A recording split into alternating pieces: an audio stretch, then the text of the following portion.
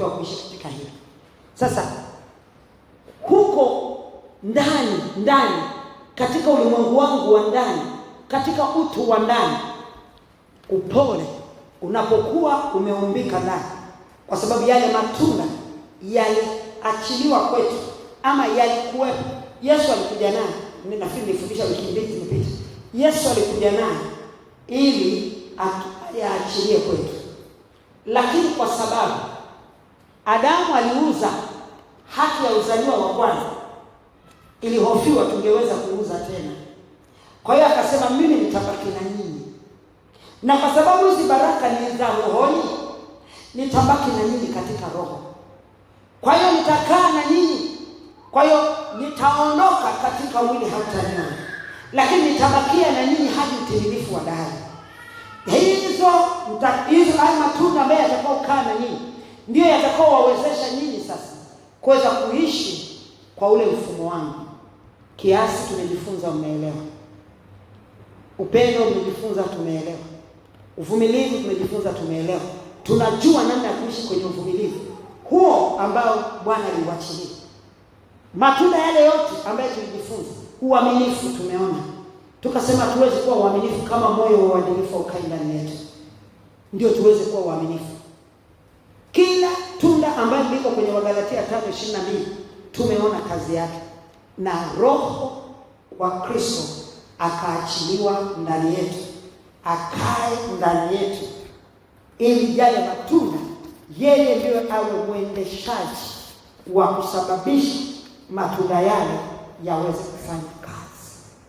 Sasa kama huyo Roho Mtakatifu ambaye ndio aliyeachwa ili matunda hayo yaweze kufanya kazi, hata pewa nafasi yake ndani yao, ni dhahiri matunda hayo hayawezi kufanya kazi, kwa sababu Roho Mtakatifu kukosa nafasi yake ndani yao ni dalili za mimi kukosa kibali kwa Bwana. Na ninapokosa kibali kwa Bwana, hata huyo Roho Mtakatifu atabaki ananinong'oneza kwa nje. Unaweza ukasema ulimsikia Roho Mtakatifu akisema, anasema hata na mwenye dhambi, kwa sababu alisema hata na punda aliyekuwa anamwendesha Balaamu kwenda kuwalaani taifa la Israeli. Kwa hiyo Roho Mtakatifu husema hata akiwa nje, kwa sababu Roho ana maeneo matatu ya kukaa na mwanadamu. Nje akisema na wewe yale anayokushawishi ili uweze kurejea upate kibali. Naweza kufikiri anaposema yuko ndani yako anakaa. Akikaa ndani yako hataweza kuyasema hayo. Akikaa ndani yako atakuwa anakuonyesha njia, anakuelekeza njia. Ndipo utakapoiona ile amani, utaiona ile furaha, utaiona ile njia ambayo ulikuwa unaiona ngumu, utaiona ikiwa nyepesi kwako. Njia hiyo ya kuelekea kwenye wokovu ikiwa bado inaonyesha ugumu fulani, ina maana Roho wa Mungu anasema na wewe akiwa nje, anataka upe nafasi, akae ndani uone wepesi. Ametushuhudia Margaret hapa. Alisemaje? Aliambiwa alipe gharama.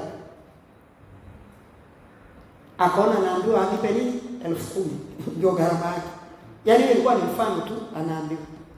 Sasa kile ilikuwa ni Roho wa Mungu anasema na yeye akiwa nje, kwamba hicho unachokitamani kufikia, umebakiza hiki, ukimalizana na hiki utaniona ndani. Nitaanza kukuelekeza katika njia.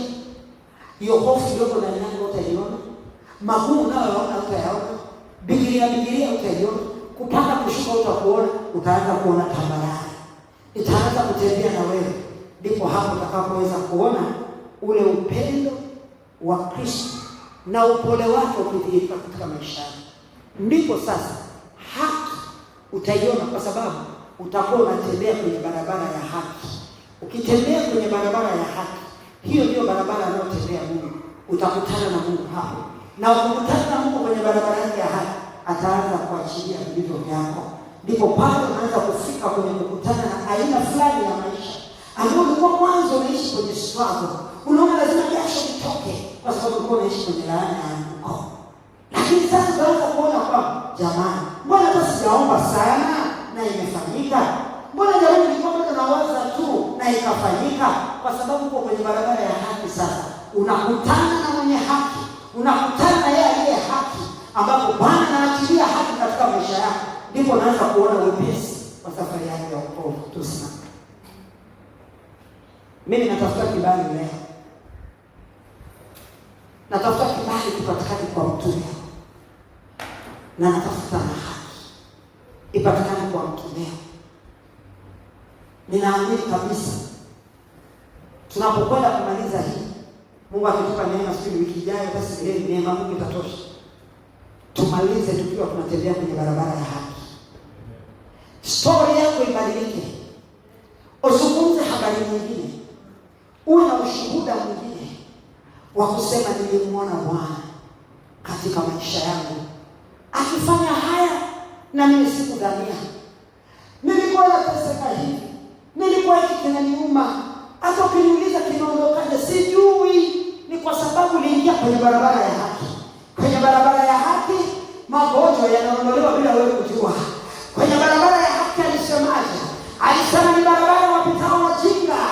Isaya 35 alisema ni barabara wanaopita wale wanaoonekana ni wajinga huko ulimwenguni, lakini Biblia inatuambia kwamba hawatapotea kwa sababu Bwana ndiye anatembea kwenye barabara hiyo. Barabara ya haki. Leo naitaka kibali kwa sababu nataka niingie kwenye hiyo barabara, mahali ambapo nitamwona Bwana na hata bila Roho Mtakatifu atakapokuwa ndani yangu ataweza kulia ama kwa niaba yangu. Wakati atakapoona napita kwenye machozi, wakati atakapoona napita kwenye magumu, ataita Aba kwa ajili ya Helena, na Bwana atasikia, na Bwana atajibu, na Bwana atafanya. Lakini kibali kitangulia kilichofungika. Elihu alisababisha kibali cha Ayubu kikapatikana. Na leo acha neno hili ambalo Bwana amesema nasi lisababishe kibali kwangu na haki yake. Wow.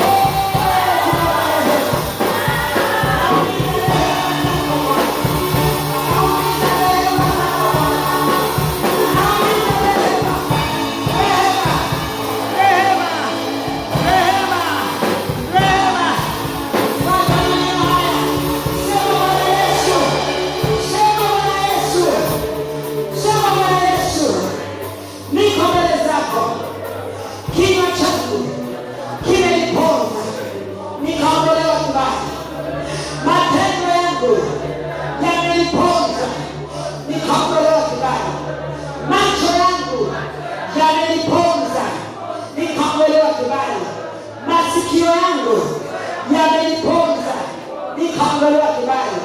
Miguu yangu imeniponza, nikaondolewa kibali. Mikono yangu imeniponza, nikaondolewa kibali. Bwana Yesu, kinywa changu kiliniponza, nikaondolewa kibali.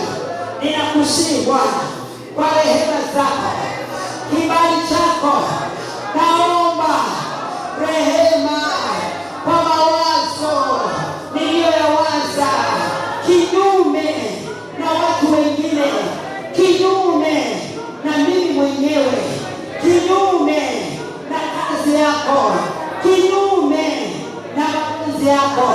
Bwana Yesu, naomba ukanirehemu, naomba ukanisamehe. Ninaiungama dhambi hiyo mbele zako, nikiachilia viungo vyangu mbele zako. Naomba Bwana Yesu ukavihuishe, ukavifinyange, ukavisafishe, vikawe tena nafsini mwangu katika uzima na katika uzima wako. Bwana Yesu, ninakusihi ukaachilie kibali chako kwa ajili yangu. Kila kilichokuwa kinazuia kwa sababu ya tabia zangu, kila itwapo leo nimejikuta najikwaa, nimejikuta napungua kwa sababu ya tabia ambazo zimepita uwezo wangu. Leo Bwana, niko mbele zako, ninakusihi ukanitengeneze kwa upya, ukanifinyange kwa upya. Tabia zilizonishikilia ambazo hazitokani na wewe, siku hii ya leo ninaachilia viungo vyangu vyote mikononi mwako. Naomba Bwana ukanitengeneze kwa upya, ukanigange kwa upya, ukanifinyange kwa upya, ukanifanye kuwa mpya, ukaweke nia yako ndani yangu, nikaibebe nia yako, ili niweze kujifunza kutoka kwako, hata ndipo maisha yangu yaishi sawasawa na mapenzi yako. Bwana Yesu, ninakusihi achilia kibali chako kwa ajili yangu. Niko mbele zako kwa unyenyekevu, ninakusihi Bwana, nikiomba rehema yako ukaiachilie kwangu, ikaweze kupokea kibali chako, ikaniwezeshe kuishi katika mapenzi yako.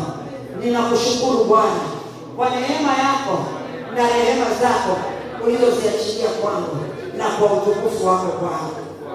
Sema na Bwana unachoweza kusema.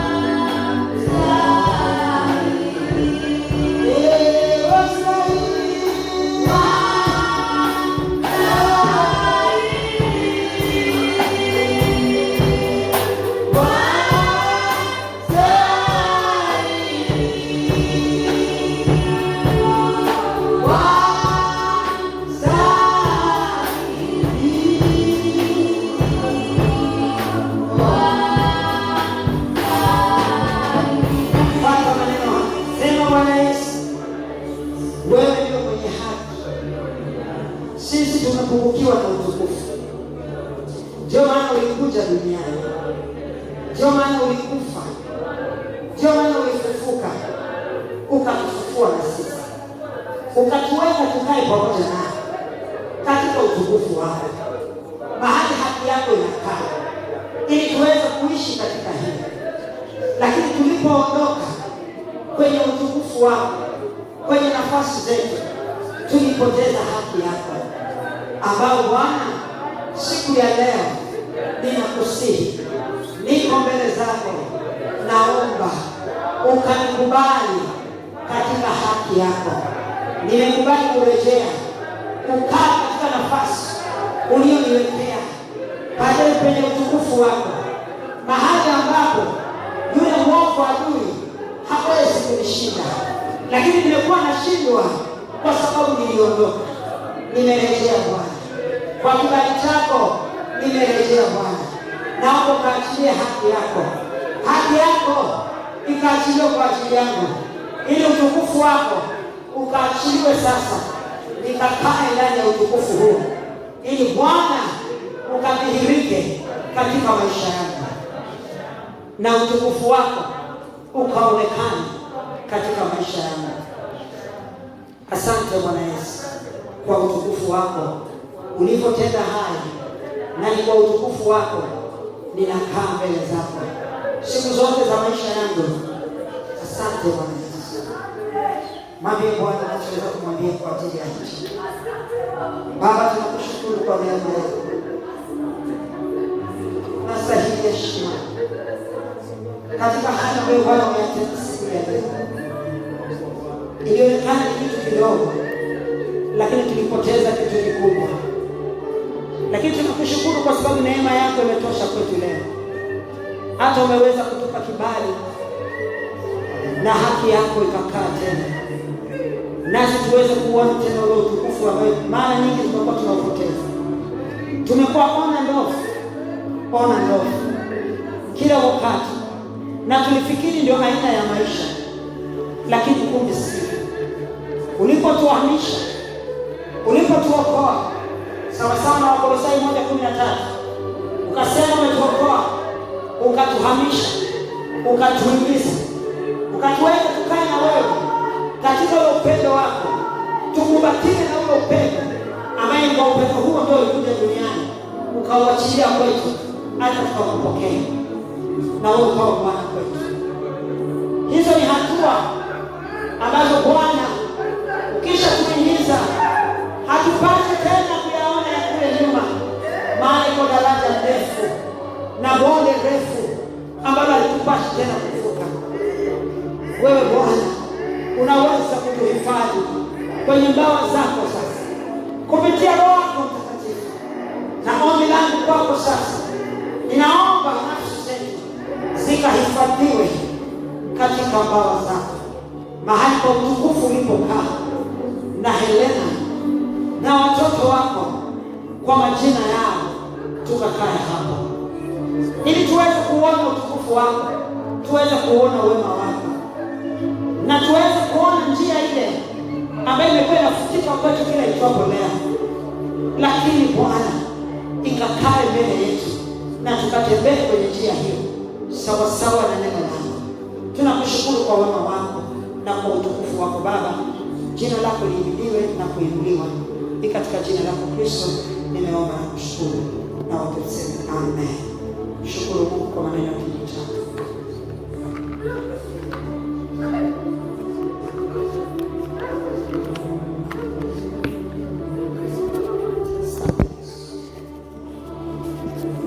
Asante Mwokozi. Heshima ni zako, utukufu ni wako, unastahili sifa. Wewe unayeonekana kama vile hufanyi kitu, lakini huo ndio mwendo uliotuwekea tuweze kutembea nao, na sisi kwa kutii kwetu tunatembea hapa. Asante kwa hatua hii ambayo Bwana umeweza kutupanisha na kutuweka. Jina lako liinuliwe.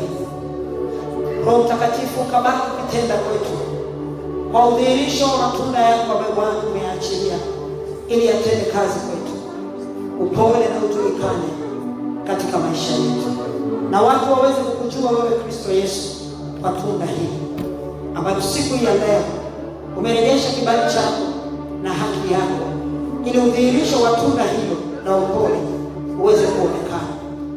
Baba, ni matamanio yetu tunapotoka katika hema yako tuonekane tofauti na tulivyokuja, tusirudi nyumbani kama tulivyokuja, kwa sababu Bwana umezalisha jambo jipya katika maisha yetu, na mbegu hiyo ikakue na kuzaa matunda yatakayopandwa tena kwenye mioyo ya watu wengine, na wao wakazae tena matunda yapasayo toba. Asante kwa kuwa ni mwaminifu. Kwa utukufu wako Baba tumeomba na kushukuru. Amen. Shangilia Bwana kwa makofi.